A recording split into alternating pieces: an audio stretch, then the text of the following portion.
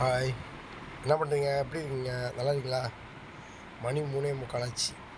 நான் எந்திரிச்சிட்டேன். நான் 3 மணிக்கெலாம் எந்திரிச்சு பல்லு விளக்கிட்டு சுடு தண்ணி வச்சு குடிச்சிட்டு வந்திருக்கேன். என்னோடய சின்ன பொண்ணு கூட நல்லா அடைஞ்சு படுத்து கிடந்த நைட்டு தூங்கிட்டு இருக்கு. என்னோடய சின்ன பொண்ணு மூஞ்ச கூட காட்ட மாட்டேங்குது.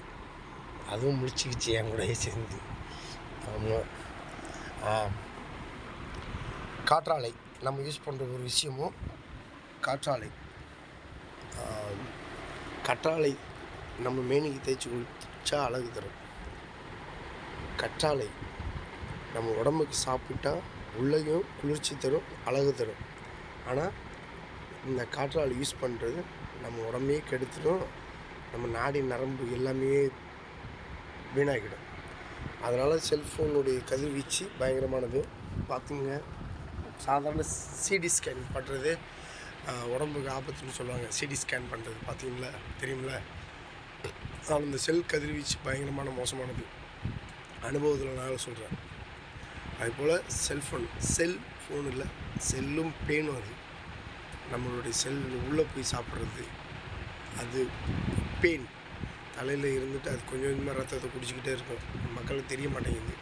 இந்த செல்லும் பேனும் தான் நம்ம உடம்பை செல்ஃபோன் நம்ம உடம்பு அழிவு கண்டிப்பாக தரும். நம்மளாம் பாருங்களேன், 80 வயசில் நாடி நரம்பு எல்லாம் அத்துரும். அது அதிகம். 60 வயசு, இப்போ 45 வயசு ஆகுது. எல்லாத்துக்கும் நம்ம கை கால் மூட்டெல்லாம் வலிக்குது. 45 வயசு உள்ள ஆளுங்களாம் 20 வயசு பையன் மாதிரி இருந்தாங்க அப்போ உள்ள காலகட்டத்தில். இப்போ அப்படி கிடையாது. 25 வயசு பையன் 40 வயசு 45 வயசு மாதிரி கை காலெலாம் வலிக்குதுன்னு சொல்கிறான். காரணம் செல்ஃபோன். அளவாக யூஸ் பண்ணுங்கள், அளவாக இருங்க, உடற்பயிற்சி கொள்ளுங்கள், சத்தான சாப்பாடு சாப்பிடுங்க. என்னுடைய பதிவுகள் எல்லாமே இப்படி தான் இருக்கும். எனக்கு ரீல்ஸ் போட தெரியாமல் கிடையாது. ரீல்ஸ் போடுவேன், ஆனால் எனக்கு அதெல்லாம் வேலை லைக் பண்ண வேண்டாம்.